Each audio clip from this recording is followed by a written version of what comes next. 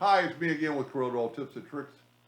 And I just did a video earlier today on this, and somebody's having trouble, and I think I figured out when they say it, when they blend it and then try to do something, it's going to do something. So I'm going to try to reduplicate that. So I'm going to hit the plus key on the keyboard, holding down the control button so it'll stay equal. I'm going to grab those, saying he said it blended it 4 times. Now, if you take this one and make it a circle, look what happens. It's because we didn't break the blend apart. And he said he went up to object and he couldn't, the blend apart was not highlighted. Well, you need to select the whole thing. Object, break, blend apart. And then you can take this circle. I'm going to go ahead and finish this and make it a little bit different and have some, I'm going to fill in these colors because I think I kind of figured out, how to do it. I'm going to actually do it 2 different ways. And I'm going to do what I did before. I'm going to use my 2-point line. You know what? That might be where I'm going wrong. Let's delete that line. And let's take the 2-point line from there to there. Well, it's not going to really get rid of our bump. But now I can take away these lines. It might not have worked at all.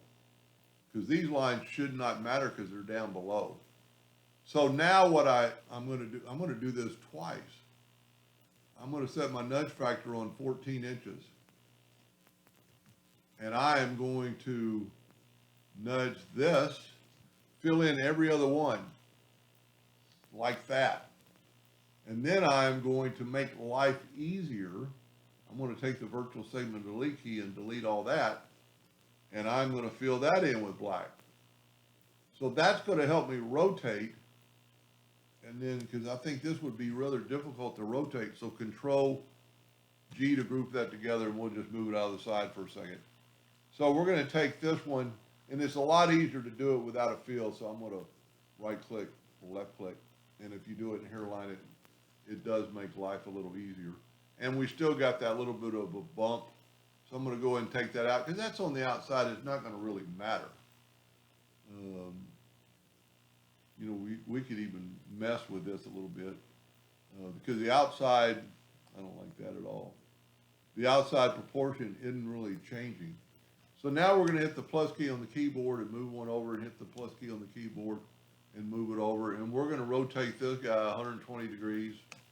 We're going to rotate this guy 240 degrees. And if you take, just like we did before, and I'm still hoping a mathematician could tell me where I need to set a center rotation to make this work, because this is a little bit time consuming. Now I'm going to set remember the 14. I don't want to forget what I was at. So I'm going to nudge this up. Well, I got pretty close. And then we could take this one.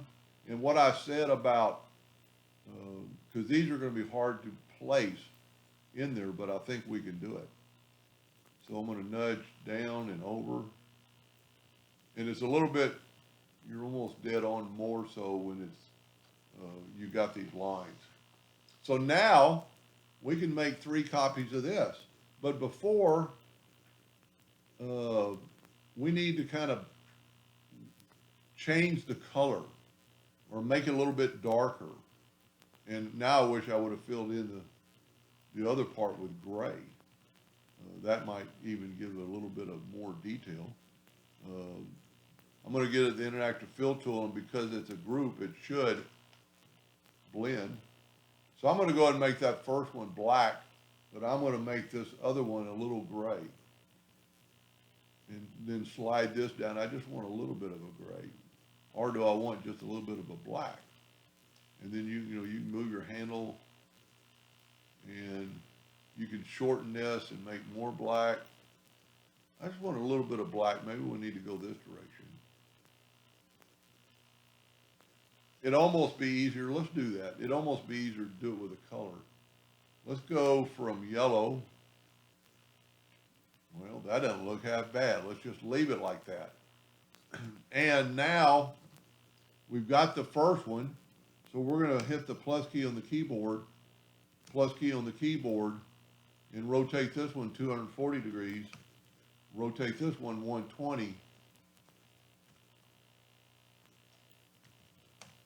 and we're gonna go ahead and see what I said about this would be really hard to place in that object, but I think we could snap to it because we have the container to put it into. So I'm gonna grab that 4-point cross right there and have it snap to there. That looks pretty good. And then we're gonna take this one and I'm gonna move them over closer so we can zoom in. And take this 4-point cross and have it, let me just make sure I got snap to on. I got snap to object on. It maybe is the interactive field tools making it not quite snap to real good, so this might not work as good as I want. But I was mainly just helping the gentleman out that was having trouble. And that doesn't look, well, I'm a little bit off, but we could still use the nudge tool. We've still got the nudge tool set on quite little. You know what, I've got my line now. I'll tell you what, maybe I can just delete the lines and delete all the lines. Because that doesn't look half bad right there, but this way you can kind of see more. Well, I did a pretty good job of that, and then just nudge that over. Little bit different look.